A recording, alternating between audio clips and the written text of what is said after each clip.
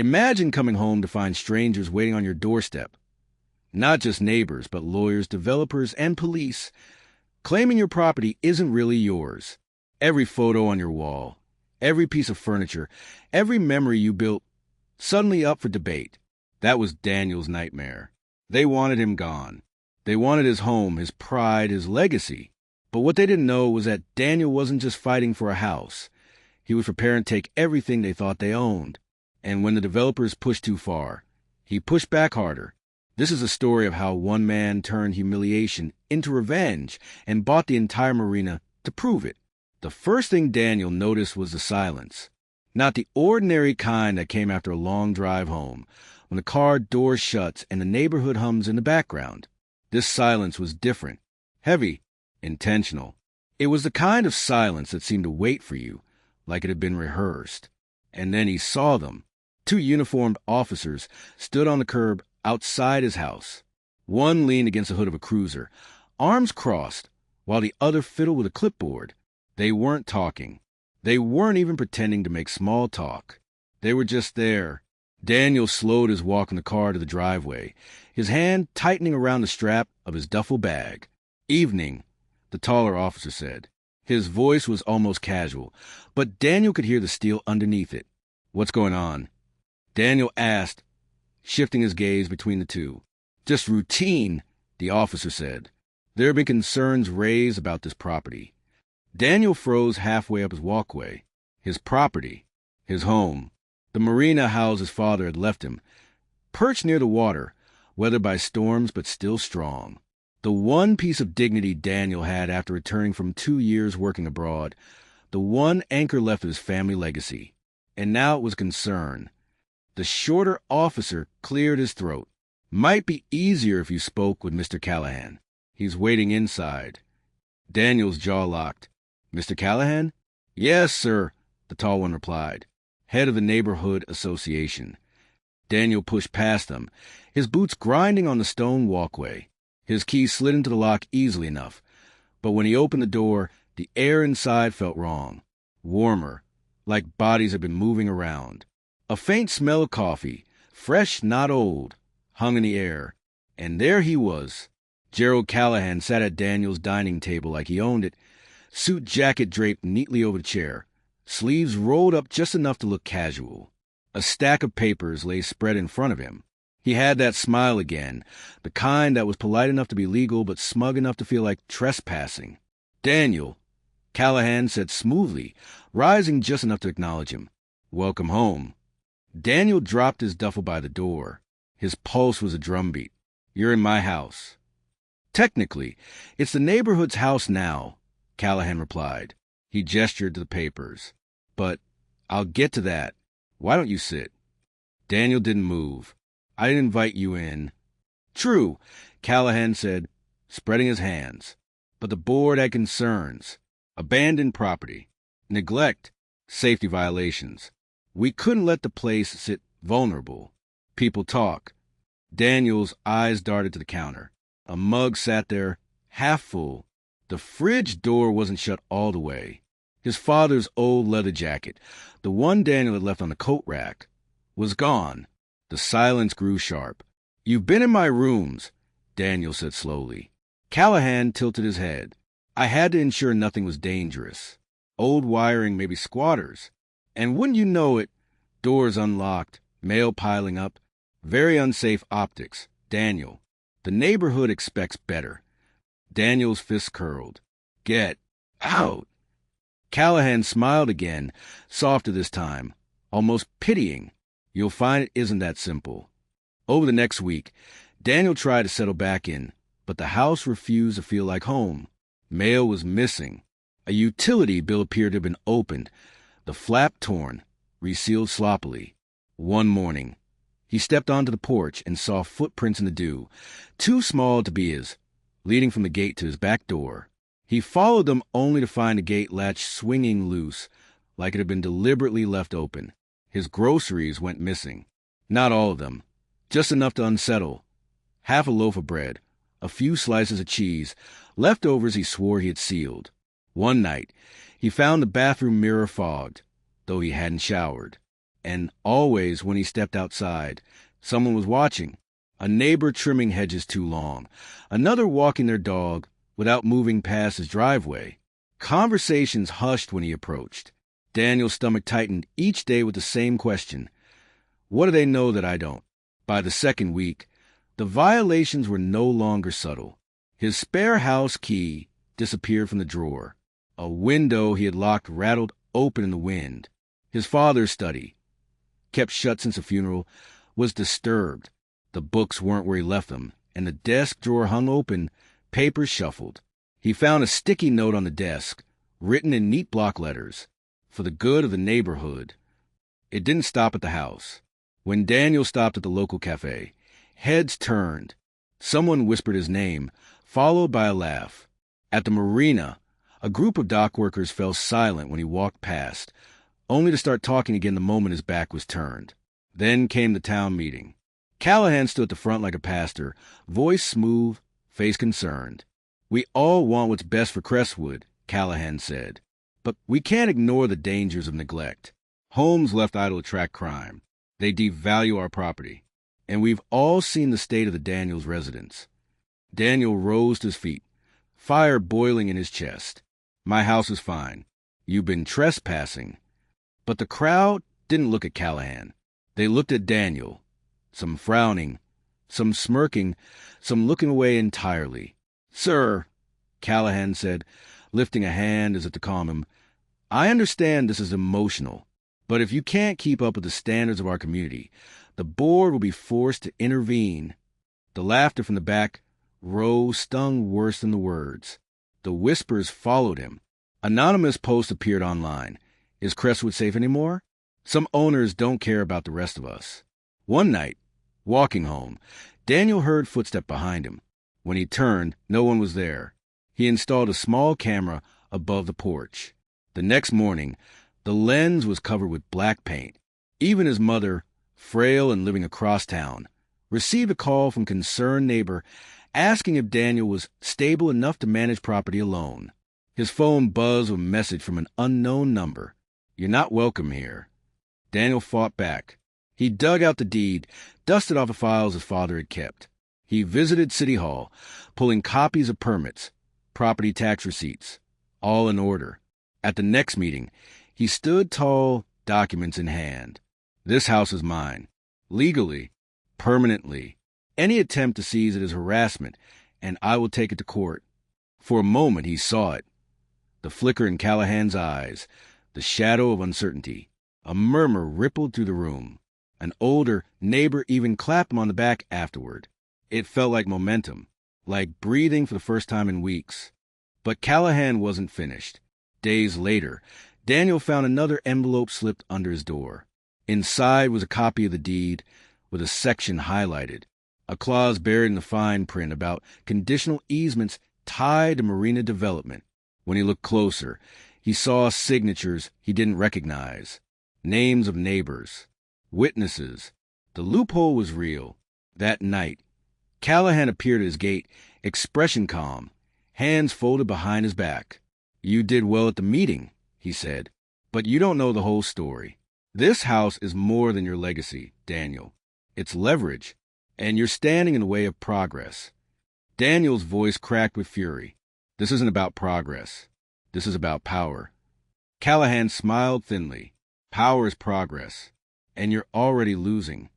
On the morning of the third week, Daniel woke to find the front door ajar. Every room looked untouched, except his father's study.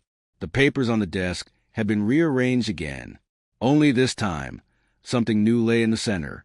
A note written in the same block letters. You don't own what you think you own. Daniel's stomach dropped.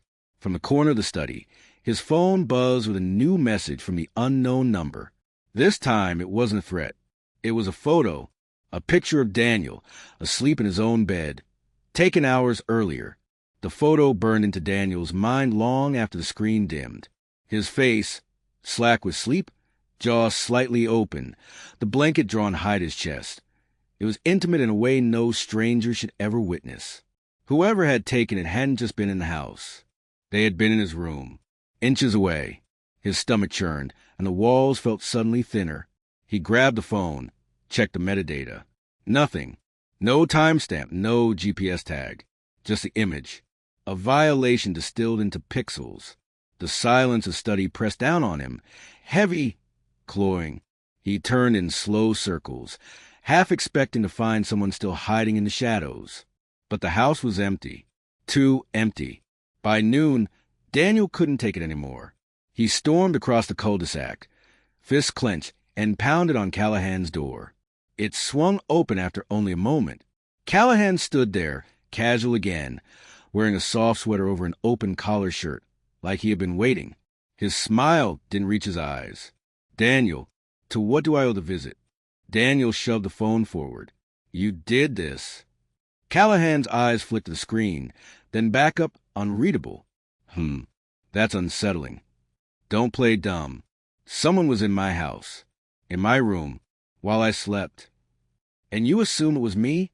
Callahan's voice softened, like a parent chastising a child. That paranoia isn't healthy, Daniel. It makes people wonder. Daniel's voice dropped to a growl. If you or anyone from your board steps foot on my property again, I swear. Swear what?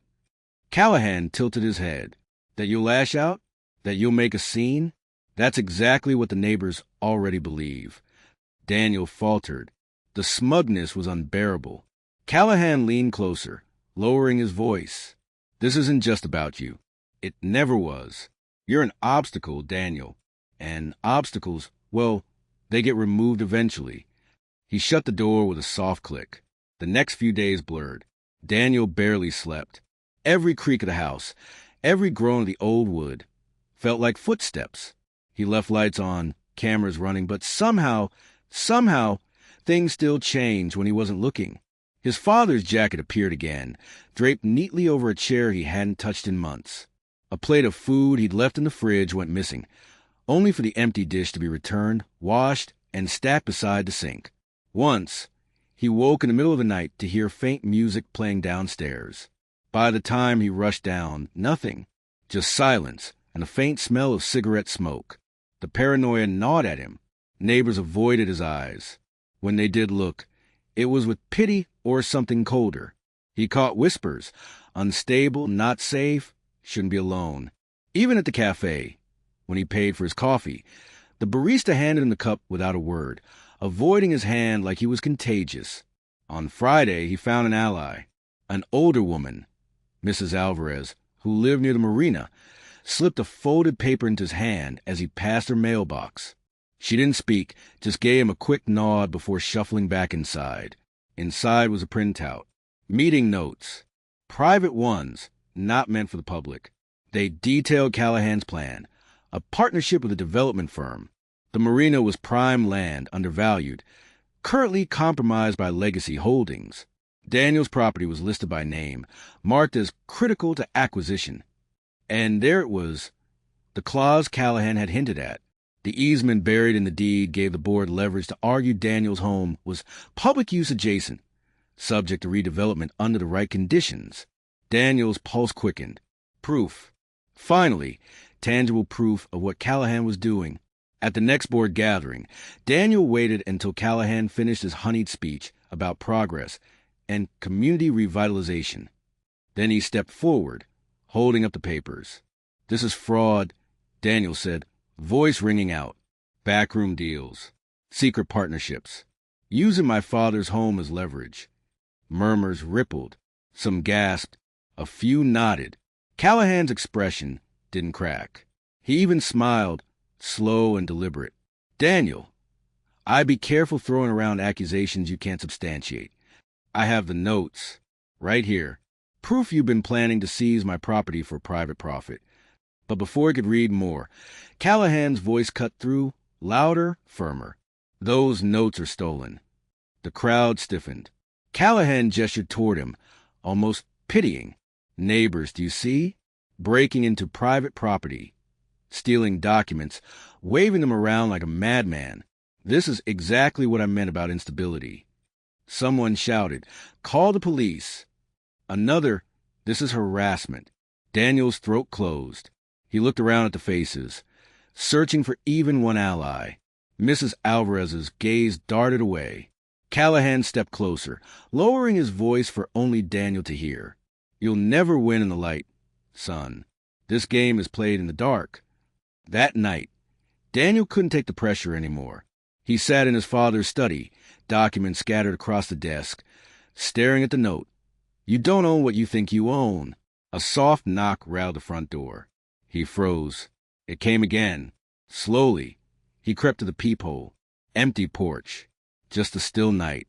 When he opened the door, there was only an envelope on the mat. Inside, a single key. Old brass, worn smooth. No note, no explanation. He tested it on his locks. None fit.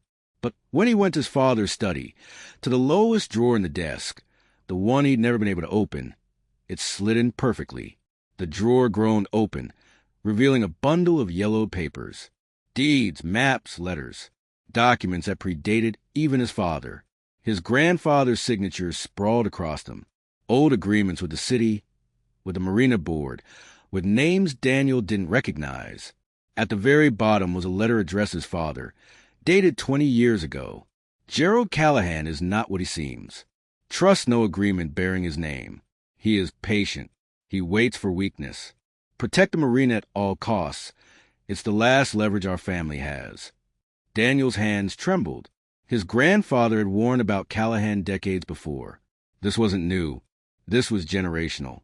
By Sunday, Daniel was unraveling. He barely ate, slept in fits, gripping the old key like a talisman.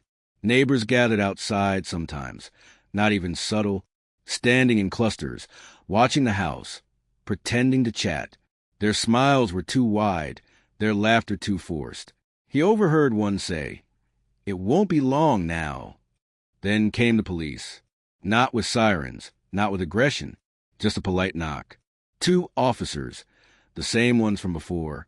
"Mr. Daniels, we've had multiple reports of disturbances. Neighbors are concerned for your well-being." Daniel's chest heaved. "I'm fine. They're harassing me." One officer glanced past him into the house. "Sir, we'll need come in." "No." Daniel planted himself in the doorway. The taller officer sighed, writing something on his clipboard. "We'll note your refusal. But Mr. Callahan has raised safety concerns. If this continues, we may have to escalate." They left, leaving Daniel trembling in the doorway, certain it was only a matter of time. That night, he spread the old documents across the study floor. He traced signatures, maps, letters, searching for a way out, a way to fight back. Around midnight, his phone buzzed again. Another anonymous text. This time, not a photo, just words. "The Marina was never yours. Tomorrow, everyone will know." His hands shook as he looked at the scattered documents. The key, the warning from his grandfather. If tomorrow brought exposure, it wouldn't just be humiliation. It would be ruin. And yet, somewhere in those old papers, in the ink and dust, he knew there had to be something Callahan hadn't accounted for. Something hidden. The house creaked around him. Familiar but foreign. His father's legacy now a battlefield. And Daniel realized with bone-deep certainty that the fight was only just beginning. The words in the last text kept circling in Daniel's head. "The Marina was never yours. Tomorrow, everyone will know." His phone lay face down on the desk now. This was still echoing in his bones. He sat in the study surrounded by yellow deeds, contracts, and letters, the brass key glinting faintly under the lamp. His grandfather's warning hung over everything. Gerald Callahan is not what he seems. Protect the Marina at all costs. But how? The walls of the house pressed closer each hour, the silence interrupted only by phantom creaks. Daniel realized with grim clarity that Callahan wasn't improvising. He was executing a plan years in the making. Daniel had just been late to the game. Morning came like a verdict. Daniel woke to the sound of voices outside. Low, steady, too many to ignore. He stepped to the window. A crowd had gathered at the curb. Neighbors, board members, even strangers. A news van sat parked nearby, its satellite dish angled toward the sky. And in the center, Callahan, suit immaculate, smile polished, papers in hand. His voice carried over the morning air with the cadence of a sermon. For too long, Crestwood has suffered from neglect. vacant properties, unsafe structures, and disrepair. But today, transparency begins. Today, we show that even long-standing legacies must yield to the needs of the community. The reporter nodded, camera trained on him. Neighbors clapped politely. Daniel's stomach twisted. He shoved open the front door. This is a lie. Heads turned. Murmurs rippled. Callahan raised a hand, as though to calm a restless flock. Ah, Mr. Daniels joins us. Perfect timing. He gestured to the folder in his hand. The records are clear. Easements granted decades ago. This house, this Marina property, is not purely private. It belongs in part to Crestwood, and under redevelopment statutes, the neighborhood association has every right to intervene. Daniel shouted over him. You forged signatures. You broke into my home. You've been harassing me since the day I got back. But already he could see it. The doubt in the crowd hardening into judgment. Callahan leaned toward the reporter, voice stayed soft. It's a sad thing, really. Trauma, isolation. Sometimes people see threats where there are none. The reporter glanced between them, clearly deciding which version of the story to tell. Daniel's chest heaved. He bolted back inside, slamming the door before his shaking legs gave way. Hours later, as the crowd dispersed, a soft knock came at the back door. Daniel froze, then opened it just enough to see Mrs. Alvarez. Her hands trembled as she pushed an envelope into a grasp. I shouldn't be here. They'll notice. What is it? Daniel whispered. She shook her head. Not here. Just don't trust anyone, especially not the board. Then she hurried off, vanishing down the alley. Inside the envelope were more papers, minutes from private meetings, drafts of contracts with the developers. But this time, Callahan's signature wasn't alone. There were others. Names Daniel recognized from the crowd. People who had pretended to smile at him. Allies hidden in plain sight. This wasn't just Callahan. This was the neighborhood itself. That night, Daniel set every lock, drew every curtain, and sat with the documents spread before him. The house ticked and groaned. Outside, laughter drifted from across the street. Neighbors gathered, drinking, celebrating something he wasn't part of. Then came the sound. A door closing. Inside, Daniel's breath hitched. He grabbed the lamp from the desk, holding it like a weapon, and crept through the hallway. Kitchen, empty. Living room, still. But the smell hit him. Cigarette smoke, faint, lingering. And then he saw it. On the couch sat his father's leather jacket again. But this time, a note lay atop it. Block letters. The same hand as before. The Marina isn't yours to save. It's ours to take. Daniel's hand shook as he read it, rage and fear knotting inside him. He spun toward the window. Movement flickered outside. A shadow, gone too quickly to catch. By dawn, Daniel knew he had one choice left. Escalation. He gathered the deeds, the letters, the envelope from Mrs. Alvarez, and drove to City Hall. The clerk, a weary man with graying hair, thumbed through the stack. These are old, some barely legible. But he paused, pulling one page closer. This signature. This predates the easement. Daniel leaned forward. So my family's claim? It may supersede theirs. The clerk looked at him gravely. If it holds in court, you don't just own your house. You own the controlling interest in the Marina itself. Daniel's pulse pounded. For the first time, the weight shifted. Callahan wasn't just trying to take his house. He was trying to bury a leverage point that could ruin everything. If Daniel filed this, the developer's entire plan could collapse. That evening, as Daniel stepped back onto his porch, Callahan was waiting. Alone, he looked calmer than ever. Hands clasped behind his back, voice low. You've been busy. Daniel's grip tightened on the folder under his arm. It's over, Callahan. I know what you're hiding. And tomorrow, the city will too.